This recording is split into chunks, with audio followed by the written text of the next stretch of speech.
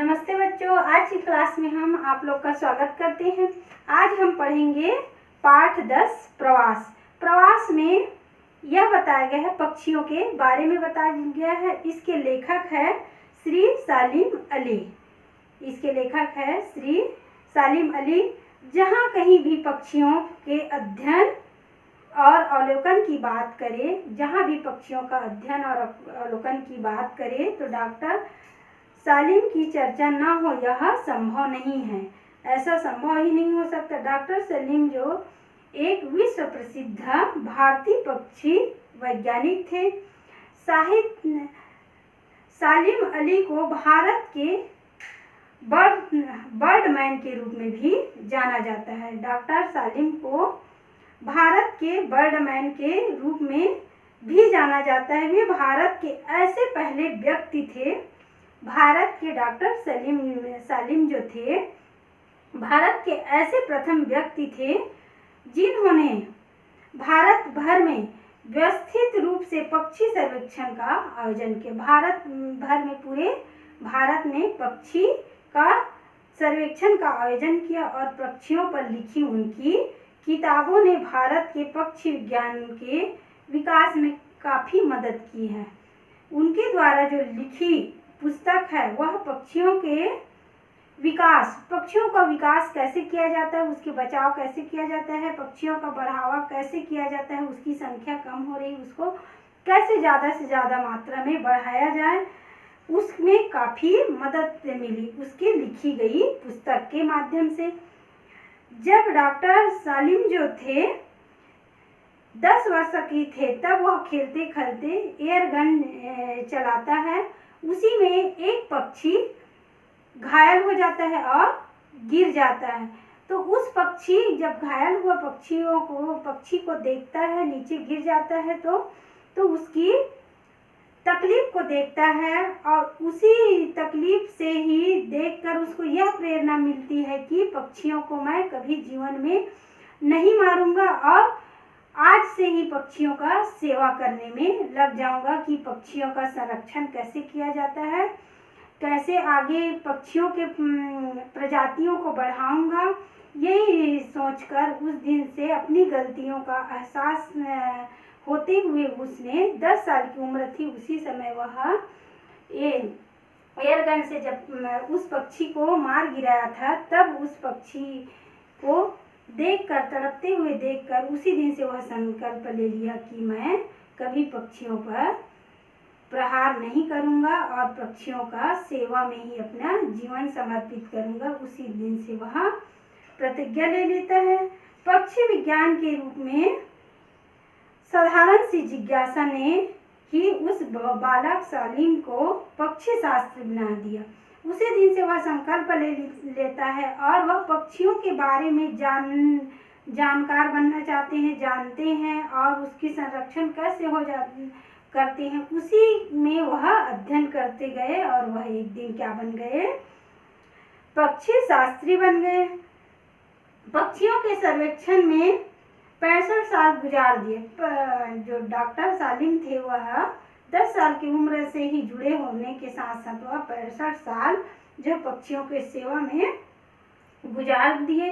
इस शख्सियत को परिंदों का चलता फिरता विश्वकोश कहा जाता है। ऐसी बात को परिंदों का चलता, परिंदा यानी पक्षी जो है, जो यहाँ से वहाँ चलता फिरता रहता, वह एक जगह नहीं रहता।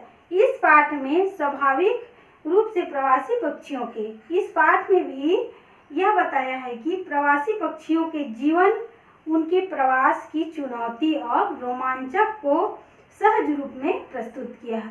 पक्षी जब अपने एक जगह से दूसरी जगह जब प्रवास करने जाती है तो उसको कौन कौन सी कठिनाइयाँ होती है, जैसे हम लोग को पहाड़ में चढ़ने में कठिनाइयाँ होती है, उसी प्रकार पक्षियों को एक जगह से दूसरी जगह जब प्रवास करते हैं तो उसको भी उस सफ़र में बहुत सारी कठिनाइयाँ होती है। उसी बात को इस प्रवास पाठ में बताया गया है। पक्षी विज्ञान से संबंधित जितनी विचित्र बातें हैं, पक्षियों के विज्ञान से संबंधित जितने भी विचित्र बातें हैं, उनमें से सबसे ज़्यादा अजीब पक्षियों का एक देश से उड़कर दूसरे देश को जाना और फिर लौटना। पक्षियाँ एक दूसरे से दूसरे देश चले जाते हैं और उसको सबसे कठिनाइयाँ होती है उसको लौटने में, अर्थात कुछ समय के लिए उनका प्रवास। यह अजीब बात अब भी रहस्यमय बनी है। कुछ बात ऐसी भी प्रवासी पक्षियों का कुछ बात ऐसे भी अजीब बनी हुई है कि साल में 2 बार वसंत और पतझड़ में लाखों चिड़िया किसी सुनिश्चित स्थान पर पहुंचने के लिए लंबी यात्रा करने के लिए प्रस्थान करती है। कौन कौन से 2 ऋतुएं हैं? वसंत ऋतु और पतझड़ के मौसम में चिड़िया जो है एक स्थान से दूसरे स्थान जाने के लिए प्रस्थान करती। कभी कभी वे महाद्वीप और महासागर तक भी पार कर लेती। वह इतनी लंबी यात्रा करती है कि वह एक देश से दूसरे देश, एक महाद्वीप से दूसरे महाद्वीप और सागर भी तक पार कर लेती। ऐसा क्या है कि जो उन्हें इस यात्रा के लिए मजबूर करता है? क्यों पक्षियाँ जो है क्यों ऐसा करते हैं कि क्या इसकी मजबूरी होती है कि एक स्थान से दूसरे स्थान, एक देश से दूसरे स्थान जाने में मजबूरी हो जाती है?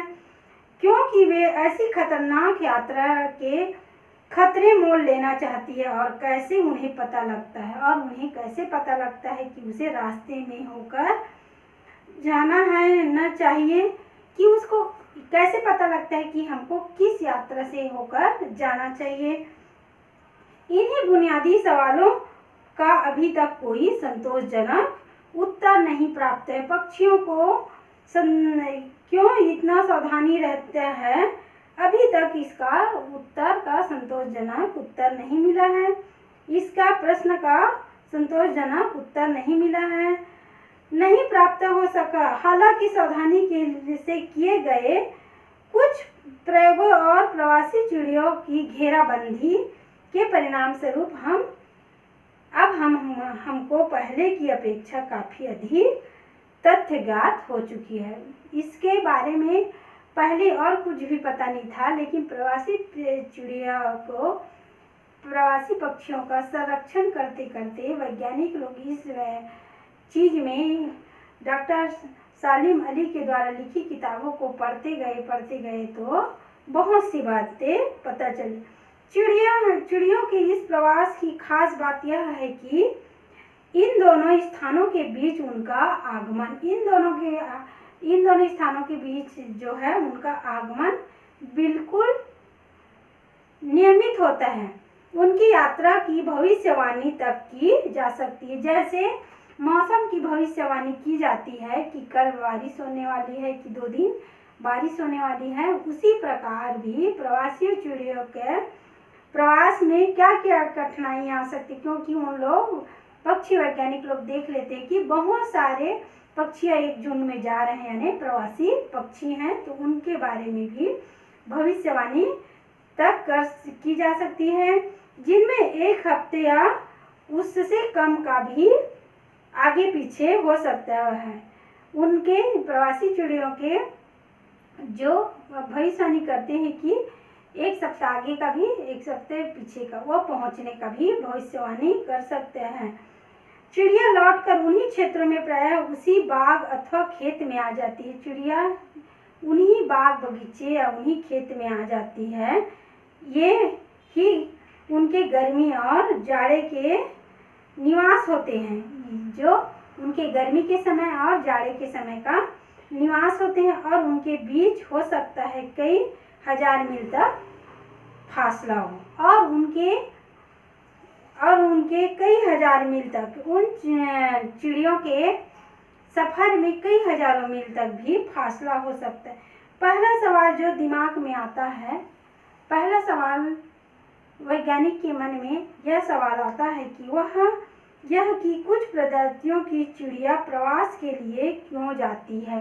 कुछ चिड़िया, सभी चिड़िया तो प्रवास के लिए नहीं जाती, लेकिन कुछ चिड़िया जो है प्रवास के लिए क्यों जाती है, अन्य क्यों नहीं जाती। जवाब हो सकता है कि प्रजातियों के लिए उनका जीना इस प्रवास पर ही निर्भर करता है। कई ऐसे प्रजाति हैं जो प्रवास पर ही निर्भर करती है दूसरे में, जैसे इंसान भी एक जगह काम नहीं मिलने से दूसरी जगह जाकर काम करती हैं, उसी प्रकार प्रवासी चिड़िया जो है अपने रहवास, गर्मी के दिन आ जाता है, तापमान ज़्यादा लगता है तो वह उस जगह को छोड़ देते हैं, या तालाब का पानी सूखने लगता है तो उस जगह को छोड़ देते हैं, उस पेड़ को छोड़ देते हैं और दूसरे महाद्वीपीय सागर नदी के पास वह चले जाते हैं, क्योंकि उसको ठंडा इलाका चाहिए, इसीलिए वह प्रवासी चिड़िया जो है एक स्थान से दूसरे स्थान चली जाती है। कुछ प्रजातियों के लिए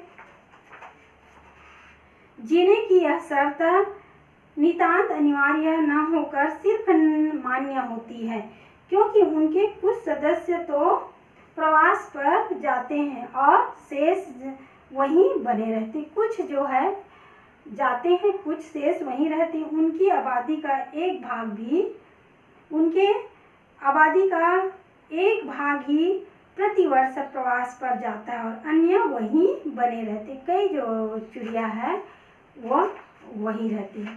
सबका शरीर अलग होता है, मनुष्य का भी शरीर में सबका शरीर अलग होता है, किसी को गर्मी अधिक लगती है, किसी को ठंडी अधिक लगती है। उसी प्रकार पक्षियों में भी ऐसा होता है, जिसको वहाँ नहीं रहना है ऐसा अनुभव होता है तो बहुत सारे पक्षियाँ जो बहुत सारे दूसरे प्रजाति के पक्षी रहता है वह चले जाते हैं, और जो वहाँ रह सकते हैं वह चिड़िया वहीं रह जाते हैं।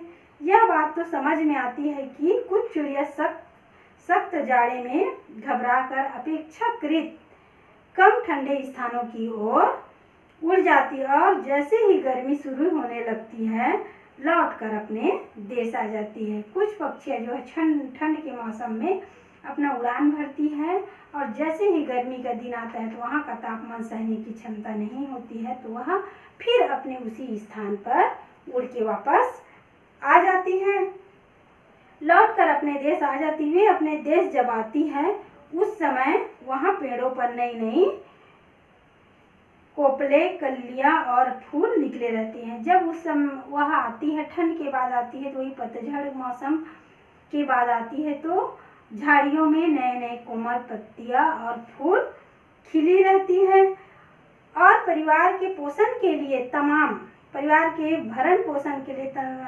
तमाम तरह के कीड़े मकोड़े भी उपलब्ध होते हैं। पत्तियां जब झड़ जाती है तो नई पत्तियां आती है तो उसमें पत्तियां के साथ साथ पत्तियां में क्या रहते हैं, कीड़े मकोड़े भी रहते हैं जो उसके भोजन में काम आते हैं। गर्मी खत्म होते ही बच्चे बड़े होकर आत्मनिर्भर हो जाते हैं। बच्चे गर्मी जैसे खत्म होते हैं और बच्चे आत्मनिर्भर, उनकी चिड़िया जो है छोटे छोटे बच्चे रहते हैं वह आत्मनिर्भर हो जाते हैं और पतझड़ के बाद पहली सर्दी के पड़ते ही चिड़िया प्रवास पर चल देने की तैयारी हो जाती, वह फुदकने लगती है, फिर उड़ान भरती है, फिर अपने बड़ों के साथ भी वह भी उड़ान भरती है। उदाहरणतः रोजी पेंटर जो मध्य एशिया में अंडी होती है, जो मध्य एशिया में रोजी पेस्टर जो मध्य एशिया में अंडे होती है, भारत से मई में चली जाती है और अगस्त में फिर से लौटकर आ जाती है। भारत से मई के महीने में चली जाती है, फिर अगस्त में लौट आती है। कुछ चिड़िया ज़्यादा समय भी लेती है, कुछ चिड़िया जो है ज़्यादा समय भी लेती है, वे मार्च में आ जाती है और सितंबर में लौट आती है। कुछ चिड़िया ज़्यादा समय भी लेती हुए मार्च में आ जाती है और सितंबर में लौट जाती। कोई चिड़िया यहाँ करते हैं प्रवास, कोई यहाँ से वहाँ करते हैं। तो ये हो गया बच्चों प्रवास, एक जगह से दूसरी जगह जाना। तो इसी पार्ट का सेकंड पार्ट जो है नेक्स्ट वीडियो के माध्यम से पढ़ाऊँगी। तब तक आप लोग इस चैप्टर को और पढ़ के आइएगा और जो भी मैं प्रोजेक्ट